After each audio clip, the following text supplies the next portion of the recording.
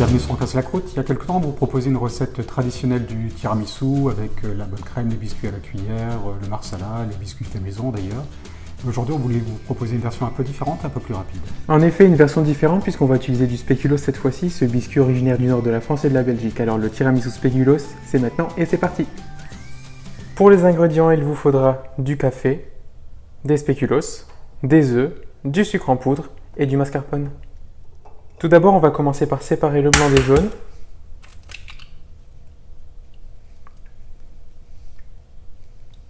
Trois jaunes d'œufs pour cette recette et 3 blancs d'œufs. On va mettre à peu près la moitié du sucre, donc 40-45 grammes dans les jaunes. Les autres, on va le garder pour les blancs. Et on va fouetter pour blanchir les jaunes. Assez énergiquement, pour que ça blanchisse vraiment, que ça devienne assez crémeux.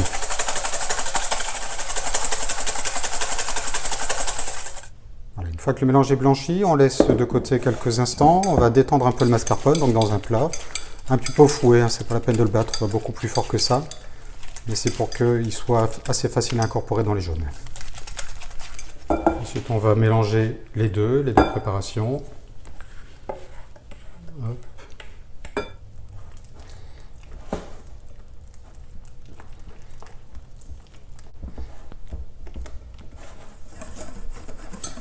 Et quand le mélange est bien crémeux, on va arrêter, on va réserver ça au frais.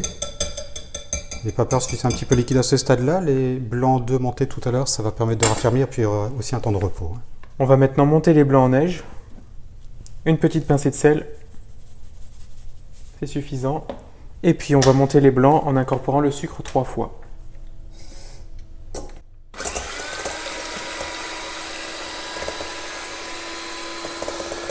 On commence tout simplement à faire mousser les œufs.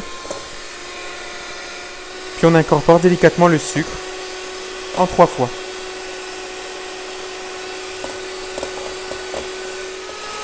Quand il commence à prendre, on verse une seconde partie.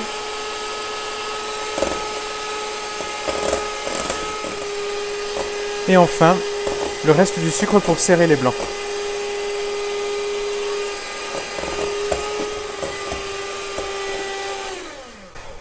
Les blancs sont prêts, un joli bec d'oiseau. Et pour finir, on va donc incorporer là aussi en plusieurs fois les blancs dans le mélange mascarpone jaune. Alors, on va essayer de ne pas casser le blanc au tout début, c'est normal, hein, que ça se liquéfie un peu plus, mais après petit à petit on va garder un côté un petit peu plus solide.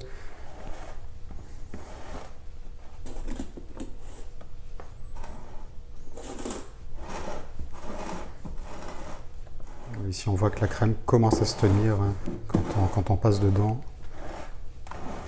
Et le passage au frais, ça viendra encore consolider tout ça. Voilà, ça c'est la fin, les blancs. On continue délicatement et la crème sera prête. Et il n'y aura plus que le montage du dessert.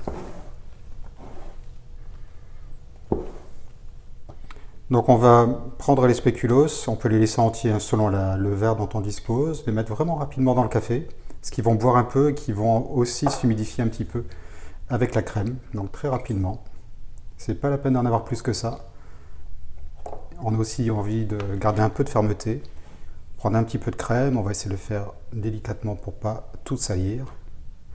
On voit qu'elle est jolie, elle a une certaine fermeté. Alors après c'est une question d'équilibre.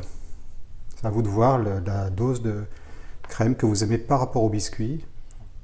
Donc là, on va être un peu plus généreux en biscuit ici au milieu du dessert. On va mettre sûrement le double de ce qu'on a mis en bas.